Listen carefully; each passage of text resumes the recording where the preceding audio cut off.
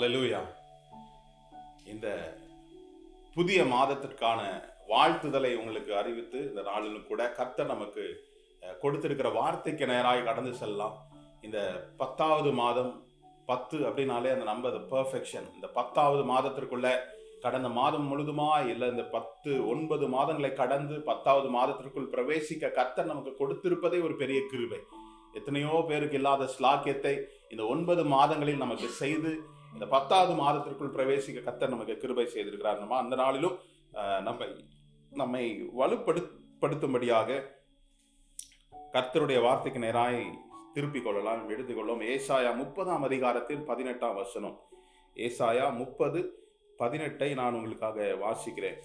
ஆனாலும் உங்களுக்கு இறங்கும்படி கர்த்தர் காத்திருப்பார், உங்கள் மேல் மனதுருகும்படி எழுந்திருப்பார். கர்த்தர் நீதி செய்கிற தேவன், அவருக்கு காத்திருக்கிற அனைவரும் பாக்கியவான்கள். ஹல்லேலூயா. வாசிக்க கேட்ட இந்த வேத பகுதியில கர்த்தருடைய குணாதிசயத்தை வெளிப்படுத்தக்கூடிய வார்த்தையாய் நாம் பார்க்கிறேன். கர்த்தர் அவருடைய ஜனங்களை நேசிக்கிறார் என்பதிலும் அந்த நேசத்தினுடைய வார்த்தையாய் அவர் என்ன செய்யறாரு, வெளிப்படுத்துகிறார். இந்த மாதத்துல கர்த்தர் மனதுருகும்படி உங்களுக்காக எனக்காக எழுந்தருளுவார் என்பதின் அடிப்படையில் உங்களோடு கூட நான் பேச வாஞ்சிக்கிறேன். கர்த்தர் மனதுருக்கமுடையவர். அப்படி மனதுருக்கமுடைய தேவன் உங்களுக்காக எனக்காக அவர் எழுந்தருளுவார் என்று சொல்லி நாம் பார்க்கிறோம். இல்ல, இந்த வேத பகுதியில ஆனாலும் அப்படின்னு சொல்லி ஆரம்பிக்கிறது நம்ம பார்க்கிறோம். கர்த்தர் நமக்காக காத்திருக்கிறார், அவர் நமக்கு கிருபையை இரக்கம் அளிக்கிறார், அவர் நம்ம மனதுருக்கமுடையவராய் இருக்கிறார் என்று சொல்லி பார்க்கிறோம். ஆனால் இந்த 18ஆம் வசனம் ஆரம்பிப்பதற்கு முன்பதாக முதல் வார்த்தையாக ஆனாலும் அப்படின்னு சொல்லப்பட்டிருக்குது. எதற்காக இந்த ஆனாலும்? இந்த 30ஆம் அதிகாரத்தை முழுமையாய் நாம் படித்தோமே என்றால் 1 முதல் 17ஆம் அதிகாரம் 17ஆம் வசனம் வரையில் தேவனுடைய கோபாக்கினையில தேவனுடைய கோபம் யூதா ஜனத்தின் மேல் என்ன செய்கிறது, கோபம் வெளிப்படுகிறதை நாம் படிக்கிறோம். காரணம் என்ன? அவர்கள் முதல் வசனத்திலே பார்க்கிறோம், பாவத்தின் மேல் பாவம் செய்கிறாங்க. அவர்கள் தேவனுடைய ஆலோசனையை புறக்கணித்து எகிப்தினுடைய ராஜாவாகிய பார்வோனுடைய பலத்தில சார்ந்து இருப்பதனால தேவன் அவர்கள் மேல் பயங்கர கோபத்தோடு கூட அவருடைய வார்த்தையை வெளிப்படுத்துகிறார்.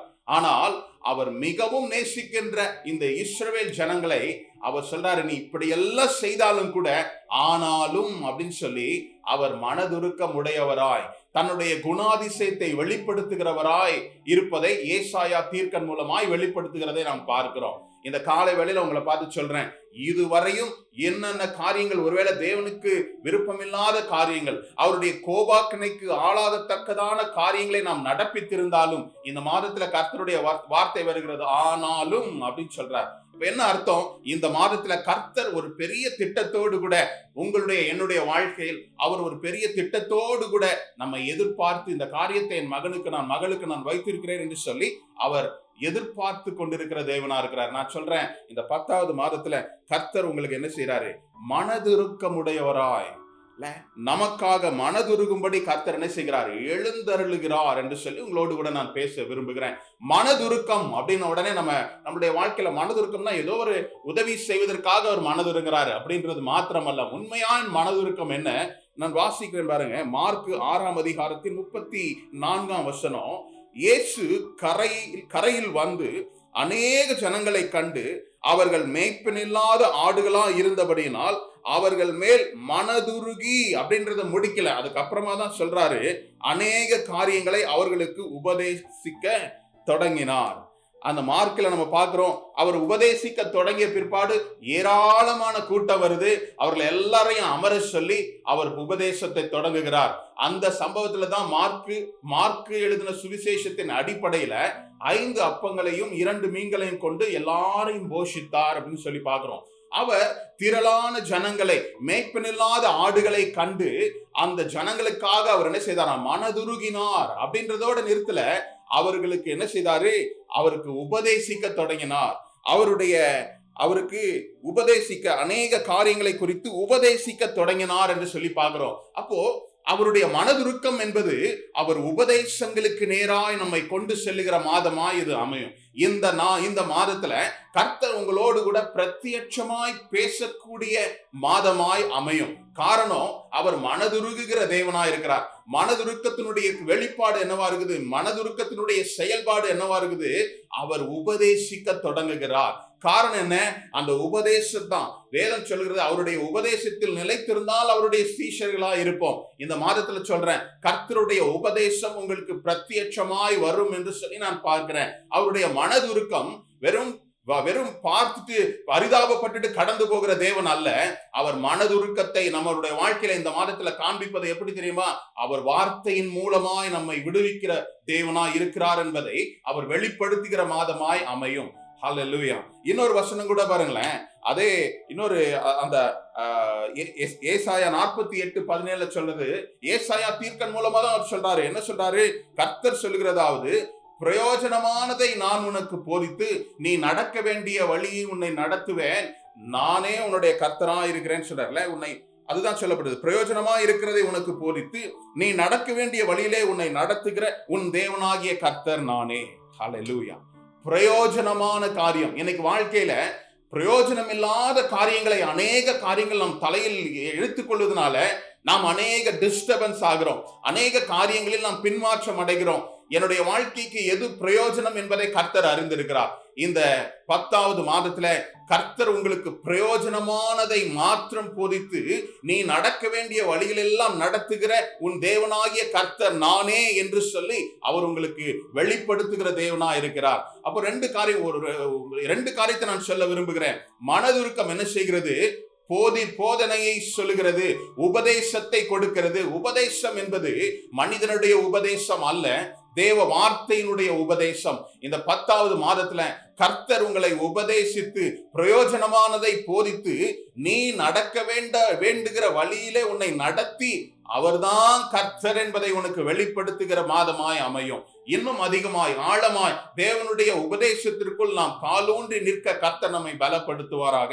2வது காரியம் பாருங்க. முதலாவது உபதேசத்தை செய்கிறாரு. 2வது மத்தேயு 14ஆம் அதிகாரத்தின் 14ஆம் வசனம், இயேசு வந்து திரளான ஜனங்களை கண்டு அவர்கள் மேல் மனதுருகி அவர்களின் வியாதியஸ்தர்களாய் இருந்தவர்களை சொஸ்தமாக்குகிறார். ஹல்லேலூயா. சொஸ்தமாக்குகிற தேவனா இருக்கிறார் பாருங்களேன். அப்போ மனதுருக்கம் என்ன செய்கிறது? முதலாவது உபதேசத்தை கொடுக்கின்றது, பிரயோஜனமான காரியத்தை நமக்கு போதிக்கின்றது. 2வது மனதுருகிற தேவன் வியாதியஸ்தர்களை என்ன செய்யறாரு? சுகமாக்குகிறார். நீங்க வேதாகமத்தில் எடுத்து பார்த்தீங்கன்னா தேவன் சுகமாக்கின ஒவ்வொரு காரியத்திற்கு முன்பதாக அவர் மனதுருகினார் என்று சொல்லப்படுகிறது. இந்த மனதுருக்கம் என்கின்ற வார்த்தை அன்பு என்கின்ற வார்த்தையினுடைய ஆழமான ஒரு மீனிங் தான் மனதுருக்கம். அன்பு இல்லாம மனதுருக்கம் வராது. தேவன் உங்கள் மேல் அன்பா இருக்கிறார். ஒருவேளை நீங்க யோசிக்கலாம், ஏன் என்னுடைய வாழ்க்கையில இவ்வளவு பிரச்சனைகள், ஏன் இவ்வளோ கொடூரமான சம்பவங்கள் நடக்குது? தேவன் ஒருவன் தன்னைத்தானே ரட்சிக்க முடியாத சூழ்நிலையில் இருக்கும் போதுதான் அவர் ரட்சகராய் வெளிப்படுவார். என்னுடைய வாழ்க்கையில இன்னும் நான் இந்த காரியத்தை செய்து இந்த சூழலில் இருந்து நான் தப்பித்துக் கொள்ள முடியும் நினைக்கும் போது அவர் ரட்சகராய் உங்கள் கண்களுக்கு புலப்படவே மாட்டார். ஆனால் முற்றிலுமாய் என்னால் இது முடியாது என்று நாம் அவரிடத்தில் போவோம் என்றால் அவர் வியாதியஸ்தர்களை சொஸ்தமாக்கின தேவன், அவர் பிரச்சனையில் இருந்து அவர் ரட்சிக்கிற தேவனா இருக்கிறார். அப்போ மனதுருக்கம் உடைய தேவன் என்ன செய்யறாரு? உபதேசிக்கிறார், பிரயோஜனமான காரியங்களை போதிக்கிறார். 2வது அவர் வியாதியாய் அவரிடத்தில் வருகிறவர்களை கண்டு மனதுருகி அவர் விடுவிக்கிறார். இந்த காலை வேளையில ஒருவேளை கலக்கத்தோடு கூட நீங்க இருக்கலாம், பிரச்சனை போராட்டங்களோடு கூட இருக்கலாம். கர்த்தர் எனக்கு என்ன, என்னுடைய வாழ்க்கை, என்னுடைய ஒவ்வொரு நாளும் போராட்டமாய் விடியும் முன்பதாக என்னுடைய மனதில் ஒரு கலக்கத்தோடு கூட நான் இந்த நாளை எப்படி நகர்த்தி செல்வேன்னு சொல்லி நீங்க ஒரு யோசனையோடு கூட இந்த புதிய மாதத்துல உங்களுக்கு இருக்கிற கமிட்மெண்ட்ஸ் எல்லாம் உங்களை குழப்பும்படியாய் கூட ஒருவருடைய எண்ணங்கள் இருக்கலாம். ஆனால் கர்த்தர் சொல்றாரு, நான் மனதுருகும்படி உனக்கு நான் என்ன செய்றேன்? எழுந்தருளுகிறேன். ஹல்லேலூயா. மனதுருக்கம் உடையவனாய் உன்னிடத்துல நான் என்ன செய்றேன்? உன் அருகில் இருக்கிறேன்னு சொல்லி கர்த்தர் சொல்லுகிறார். என்ன உங்களுடைய கேள்விகள் என்னவா இருக்கலாம்? கேள்விகளுக்கு பதில் தெரியாத சூழ்நிலைகளா இருக்கலாம். ஏன் எனக்கு இது சம்பவித்திருக்குது, என்னுடைய சூழ்நிலையில் ஏன், என்னுடைய வாழ்க்கையில் எதற்காக கர்த்தர் இந்த காரியத்தை அனுமதித்தார், என்னுடைய வாழ்க்கையில இந்த போராட்டம் எப்பொழுது முடியும் என்று சொல்லி நீங்க ஒருவேளை கலங்கி தவிக்கலாம். சங்கீதம் 23 அதிகாரத்தில் சங்கீதம் 23:4 நம்ம பாக்குறோம்ல, நான் மரண இருளின் பள்ளத்தாக்கில நடந்தாலும் பொல்லாப்புக்கு பயப்படேன், தேவரீர் என்னோடு கூட இருக்கிறீர், உமது கோலும் உமது தடியும் என்னை தேற்றும். அப்ப உமது கோலும் உமது தடியும் என்கின்றதுடைய அர்த்தம், பொருள் என்ன தெரியுமா? கோல் அவருடைய வார்த்தை, தடி அவருடைய ஆலோசனை, இவைகள் நம்மை என்ன செய்கிறது? கரெக்ட் பண்ணுகிறது. The word of correction. அந்த வார்த்தை நம்மை போக வேண்டாத இடத்துல இருக்கும்போது ஒரு கோலில் இருந்து ஒரு தட்டு கொடுக்கிறது போல இருக்குது. ஆலோசனையின் மூலமாக அவர் நம்மை நேர்வழிப்படுத்தி நம்மை நடத்துகிறார். ஹல்லேலூயா. ஒருவேளை இந்த குறிப்பிட்ட பகுதியில் தான் கர்த்தர் செயல்பட முடியும், இந்த பகுதியில கர்த்தர் என்னோடு கூட இடைபட முடியாது கூட நீங்க யோசிக்கலாம். ஒருவேளை இந்த பகுதிகளில் இருந்து என்னால மீண்டு வரவே முடியலன்னு கூட யோசிக்கலாம். ஆனால் இந்த மாதத்தில் நான் சொல்றேன், கர்த்தருடைய வார்த்தை பிரத்யட்சமாய் உங்களுக்கு வரும். ஏன் நான் சொல்றேன்? அவர் எல்லா சூழ்நிலைகளிலும் அவர் அறிந்தவரா இருக்கிறார். சர்வத்தையும் அவர் அறிந்தவர், சர்வத்தையும் செயல்படுத்துகிறவர், சர்வத்தையும் உண்டாக்குறவரா இருக்கிறார். இல்லாதவைகளை இருக்கிறது போலவே அழைக்கிற தேவனா இருக்கிறார். என்னுடைய வாழ்க்கையில இதெல்லாம் இல்லைன்னு நான் நினைக்கலாம், ஆனால் இல்லாததிலிருந்து கர்த்தர் உருவாக்குகிற தேவனா இருக்கலாம். ஏன் எனக்கு இந்த பிரச்சனை, ஏன் எனக்கு இந்த பாடுகள், என்னுடைய வாழ்க்கை முழுதும் இப்படிதான் போகுமா? அநேக கேள்விகளோடு கூட நீங்க இருக்கலாம். ஆனால் கர்த்தர் அவருடைய வார்த்தையை கொண்டு உங்களுக்கு பதில் அளிக்கிற மாதமா இந்த மாதம் உங்களுக்கு மாறும். ஹல்லேலூயா. ஆனா ஒண்ணு மாத்திரம் நம்ம நம்பணும், எப்படி தெரியுமா? கர்த்தர் என் மேல் மனதுருக்கமா இருக்கிறார். அவர் மனதுருக்கத்தை ஏற்றுக்கொண்டவர்களுக்கு தான் அவர்களுக்கு வியாதியிலிருந்து குணமடைந்தார்கள். அவருடைய உபதேசத்தின் மூலமாய் அவர்கள் பெரிய ஒரு நல்ல விஷயத்தை பெற்றுக்கொண்டார்கள். பாவத்திலிருந்து விடுதலை பெற்றார்கள். நாம் ஆரம்ப ஜெபத்தில் கேட்டோம், 10 குஷ்டரோகிகளை அவர் அழைத்து அவர் சுகம் கொடுத்தார். ஆனால் ஒரு மனிதன் மாத்திரம் திரும்ப வந்து அவன் என்ன செய்தானா? தேவனிடத்துல நன்றி செலுத்தினா, அதனால அவன் முழுமையாய் மாறினான். ஹல்லேலூயா. இந்த காலை வேளையில உங்களுடைய பிரச்சனைகள், உங்களுடைய சூழ்நிலைகள் முழுமையாய் மாறுவதற்கு நாம் தேவனிடத்தில் திரும்பி வரும்படி நாம் அழைக்கப்பட்டிருக்கிறோம்.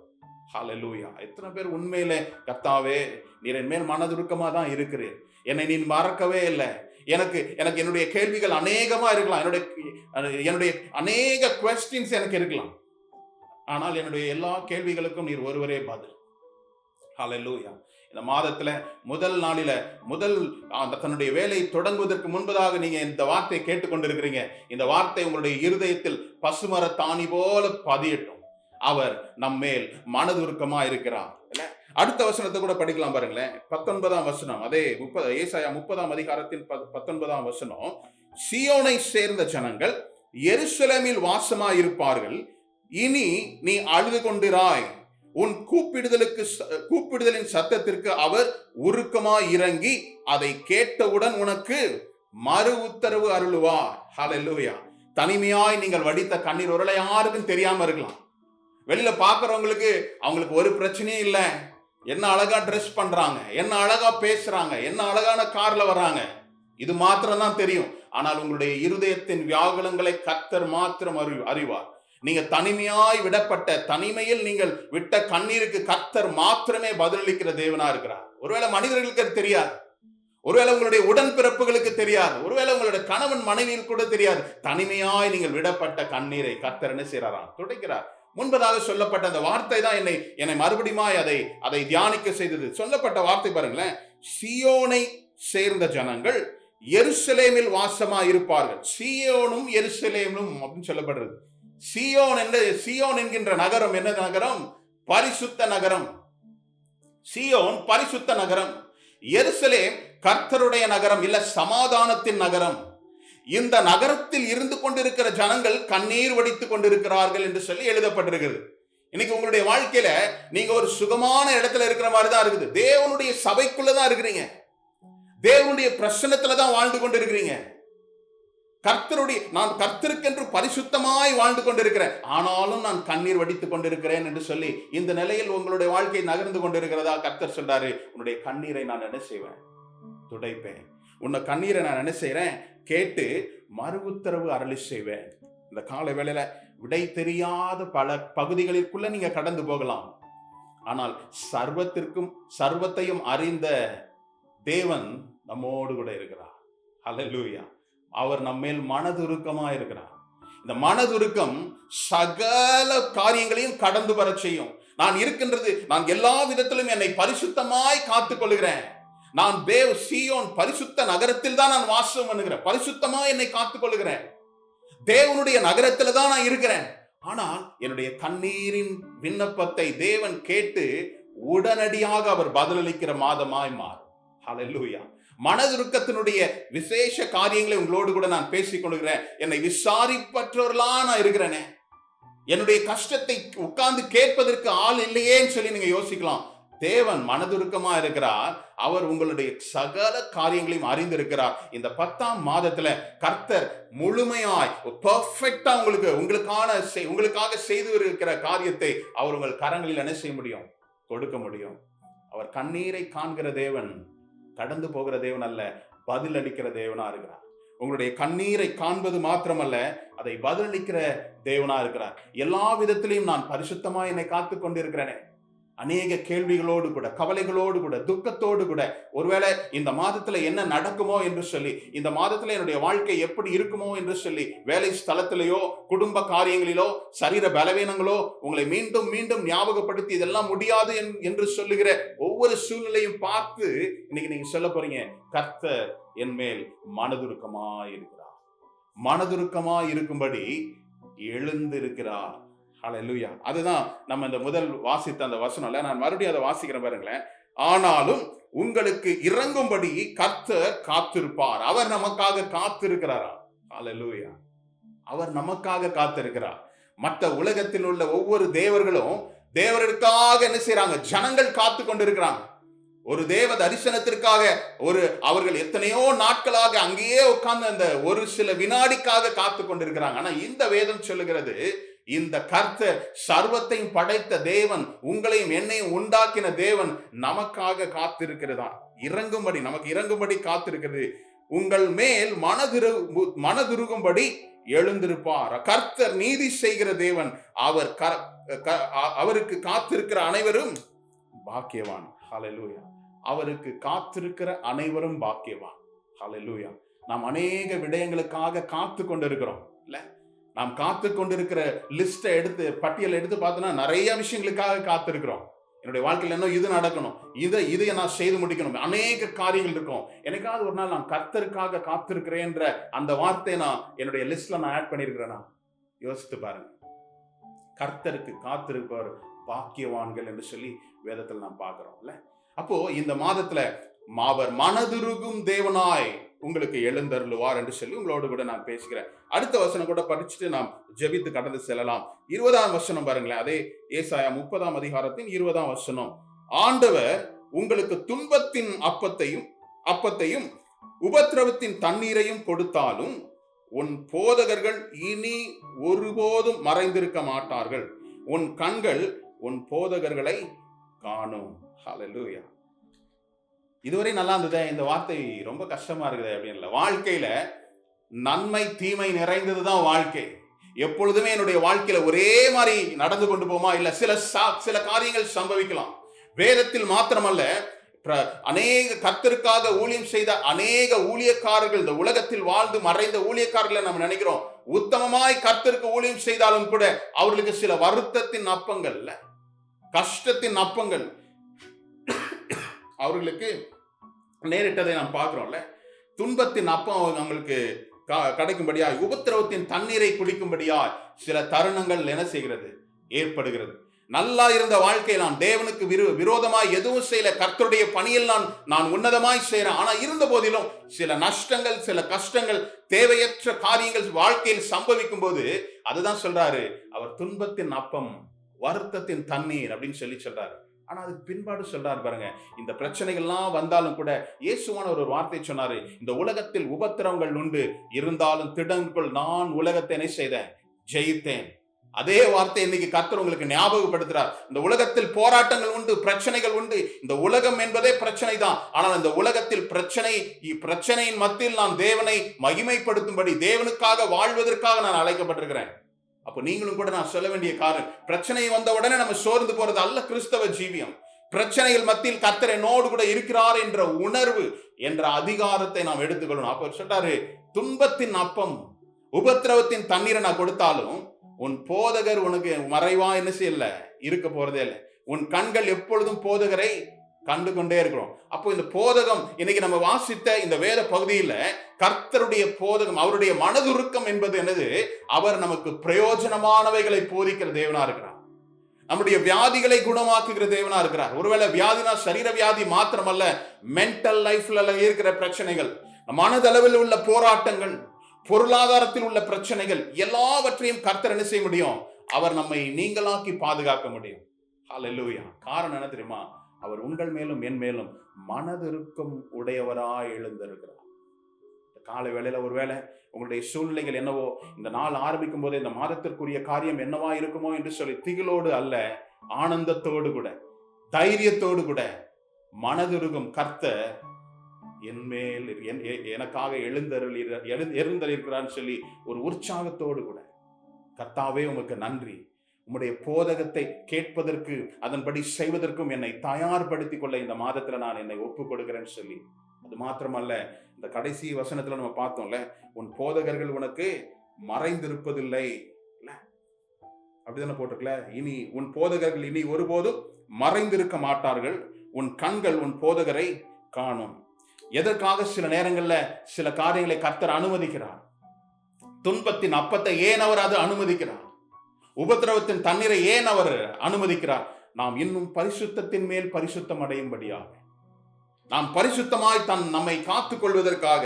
இரண்டாவது, நமக்கு தாழ்மையை படிப்பித்துக் கொள்ளும்படியாக. ஏன் சில பிரச்சனைகள், பாடுகள்? தாழ்மையை கற்றுக்கொள்ளும்படியாக.